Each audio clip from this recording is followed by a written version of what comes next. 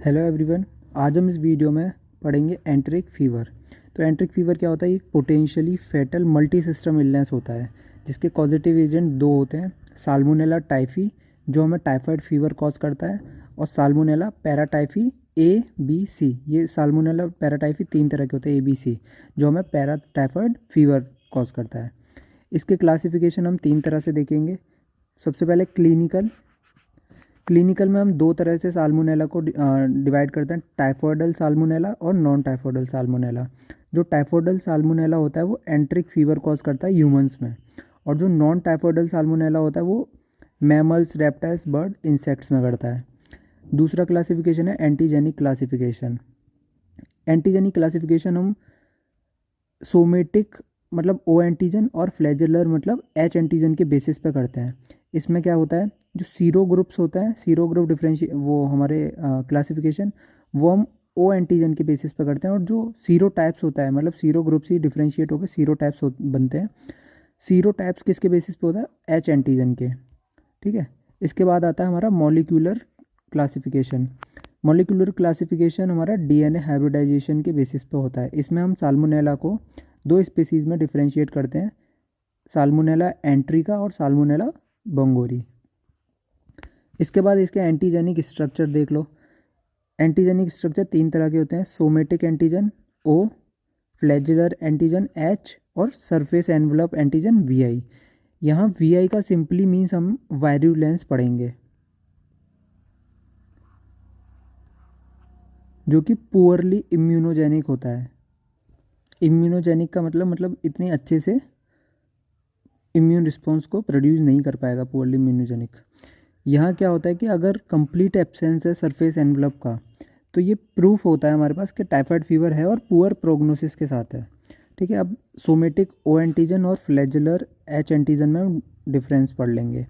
जो O antigen होता है वो पार्ट होता है लिपोपॉलीसैकेराइड का, और जो एच एंटीजन होता है वो एक प्रोटीन फ्लैजेलिन होता है जो मोटिलिटी टू बैक्टीरिया प्रोवाइड करता है। ठीक है। अब ओ एंटीजन में क्या होता है, जब हम विडाल टेस्ट करते हैं तो O antigen of Salmonella typhi को यूज़ करते हैं, और इसमें हम H antigen of Salmonella typhi और H antigen of Salmonella paratyphi A B के लिए यूज़ करते हैं। ठीक है। जो ओ एंटीजन होता है वो लेस इम्यूनोजेनिक होता है, एच एंटीजन जो होता है वो हाई या मोर इम्यूनोजेनिक होता है। ओ एंटीबॉडी अर्ली अपीयर्स और अर्ली डिसअपीयर्स होती है। इसका मतलब ये रिसेंट इन्फेक्शन है, ये इंडिकेट करता है। ठीक है। ओ एंटीबॉडी अगर हम ओ एंटीजन में पढ़ रहे हैं। अब यहाँ देखो, अपीयर्स लेट, जो एच एंटीबॉडी है वो अपीयर्स लेट और डिसअपीयर्स लेट। तो ये कौन सा स्टेज होता है? कन्वल्सेंट स्टेट बोलते हैं, जैसे कि रिकवरिंग मतलब रिकवर हो रहा है वो उस स्टेज में। अब यहाँ देखो, ओ एंटीजन है वो ओ एंटीबॉडी से रिएक्ट करेगा तो कॉम्पैक्ट, ग्रैन्युलर और चौकी क्लम्प्स बनाएगा। ठीक है। जब एच एंटीजन एच एंटीबॉडी से रिएक्ट करेगा तो लार्ज, लूज और फ्लफी क्लम्प्स बनाएगा। इसके बाद इसकी पैथोजेनेसिस पढ़ लेते हैं हम। पैथोजेनेसिस में देखो, साल्मोनेला है वो एंटर करेगा वाया ओरल रूट हमारी बॉडी में। सोर्स क्या है इसकी? सोर्स है injection of contaminated food and water. अब ये ओरल रूट से एंटर किया और इंटेस्टाइन में पहुंच गया। इंटेस्टाइन में ये पहुंचता है तो जो एम सेल्स की सेल मेम्ब्रेन होती है ना, वहाँ पे ये रफल्स बनाता है। रफल्स क्या होता है? जैसे हम फैगोसाइटोसिस पढ़ते हैं ना, ये इस तरह से मूव करके बना लेगा इसको एनगल्फ करने के लिए। इसने रफल्स बना लिए यहाँ पे। अब क्या होगा कि जो साल्मोनेला है वो वैक्यूल्स के अंदर चला जाएगा। अब जो वैक्यूल्स प्रेजेंट है यहाँ पे एपिथेलियल लेयर पे, वो अंदर सब म्यूकोसा लेयर में पहुँच जाएंगे। जब ये सब म्यूकोसा में पहुँचते हैं, वहाँ पे जो मैक्रोफेज होता है वो इनकी फैगोसाइटोसिस करता है। लेकिन ये अल्ट्रेशन करेंगे अपने लिपोपॉलीसैकेराइड्स में, जिससे लाइसोसोमल एंजाइम का कोई फ़र्क नहीं पड़ेगा इन्हें। अब यहाँ पे हम तीन कॉजेज़ पढ़ लेंगे जो इससे होने वाले हैं। प्राइमरी बैक्टीरिया पढ़ लेंगे, उसमें क्या होता है, जो मैक्रोफेज है इसके अंदर साल्मोनेला को इसने एनगल्फ किया हुआ है, ये वाया लिम्फेटिक्स ब्लड स्ट्रीम में पहुंच जाएगा। इसको हम प्राइमरी बैक्टीरिया में कहेंगे। अब इसके बाद आता है स्प्रेड। स्प्रेड ये यहाँ जो हमारे रेटिको एंडोथीलियल टिश्यूज़ होते हैं वहाँ पे पहुँचेंगे और ये मल्टीप्लाई करेंगे वहाँ। इसके बाद होता है हमें सेकेंडरी बैक्टीरिया। सेकेंडरी बैक्टीरिया में क्या होता है कि ये द्वारा से जो मतलब सीडेड ऑर्गन्स में थे, अब वहाँ से द्वारा ये सर्कुलेशन में पहुँचेंगे और सिम्टम्स अपीयर होंगे हमें। ठीक है।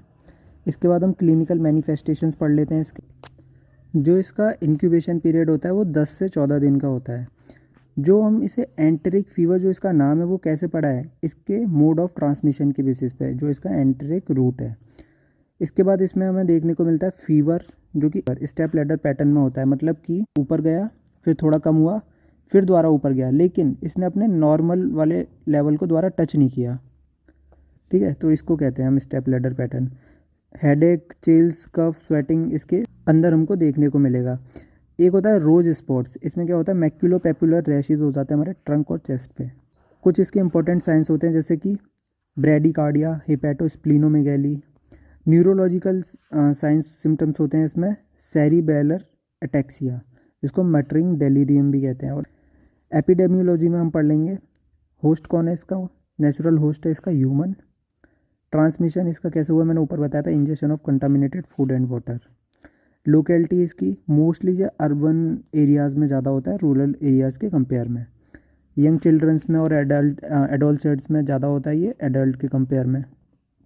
फैक्टर इसके, ये पुअर सैनिटाइजेशन की वजह से होता है, improper cleaning of drinking water की वजह से, मतलब वही contaminated water, food and drinks, और पहले से किसी को हेलिकोबैक्टर पाइलोराई इन्फेक्शंस हो, इस वजह से। एस टाइफी जो इन्फेक्शन होता है वो ज़्यादा होता है एस पैराटाइफी के कंपेयर में। कैरियर्स इसके पढ़ लेते हैं, कैरियर्स फीकल कैरियर्स होते हैं, यूरिनरी कैरियर्स होते हैं, फूड हैंडलर कुक्स होते हैं, जो हमने पहले भी एग्जांपल पढ़ा है कभी, टाइफाइड मैरी वाला। ठीक है, अब इसकी लैब डायग्नोसिस पढ़ते हैं। लैब डायग्नोसिस में हमें कल्चर आइसोलेशन करना होता है, जैसे कि ब्लड और bone marrow culture first week में करते हैं हम। ब्लड में दो तरह से हम कल्चर करेंगे, कन्वेंशनल और ऑटोमेटेड ब्लड कल्चर। कन्वेंशनल में हम अगार की हेल्प लेते हैं, और ऑटोमेटेड ब्लड कल्चर में हम बैकटैक। ठीक है, और स्टूल कल्चर करेंगे 3 से 4 वीक ऑफ इलनेस में। इसमें हम यूज़ करेंगे एनरिचमेंट ब्रोथ, मैकॉन की अगार। यूरिन कल्चर भी हम 3 से 4 वीक वाले में करेंगे, जिसमें हम मैकॉन की अगार की हेल्प से करेंगे। फिर हम सीरम एंटीबॉडी डिटेक्शन टेस्ट करेंगे, जिसे हम विडाल टेस्ट कहते हैं। ये कब करते हैं, 2 से 3 हफ्ते ऑफ इलनेस में। एंटीबॉडी डिटेक्ट करेंगे यहाँ पे हम, मतलब कि यहाँ पे जो एंटीबॉडी डिटेक्ट करेंगे वो हम टीओ के अगेंस्ट करेंगे और टीएच के अगेंस्ट यहाँ एस टाइफी में, और टीओ के अगेंस्ट एएच के अगेंस्ट वीएच के अगेंस्ट एस पैराटाइफी में। इसके बाद आते हैं एंटीजन डिटेक्शन सीरम और यूरिन में, तो वो हम एलाइजा के द्वारा करेंगे। मॉलिक्यूलर मेथड इसका पीसीआर, और एक करते हैं एंटीमाइक्रोबियल ससेप्टिबिलिटी टेस्ट। इसके ट्रीटमेंट में हम यूज़ करते हैं सेफ्ट्राइक्सोन via IV route, azithromycin via oral route, और सिप्रोफ्लॉक्सासिन। अगर हम कैरियर्स का ट्रीटमेंट कर रहे हैं, जो सिर्फ अभी कैरियर है, उसमें हम एमोक्सिसिलिन या फिर एम्पिसिलिन यूज़ करेंगे प्रोबेनेजिट के साथ में, 6 हफ्ते के लिए देंगे उसे। प्रिवेंशन देख लो, प्रिवेंशन में पहले हम वही नॉर्मल यूज़ करेंगे कि प्योरीफाइड ड्रिंकिंग वाटर यूज़ करें, हैंड वॉशिंग अच्छे से करें, और हाइजीनिक फूड खाएं। ठीक है, इसके बाद वैक्सीन्स आती हैं। वैक्सीन्स 2 तरह से होंगी, पैरेंटरल और ओरल। पैरेंटरल में VI antigen capsular polysaccharide vaccine होंगी, और दूसरी किल होल सेल वैक्सीन होंगी। ओरल में हमारी टाइफोरल वैक्सीन होती हैं। तो बस इतना ही हमारे एंट्रिक फीवर टॉपिक में। Thank you.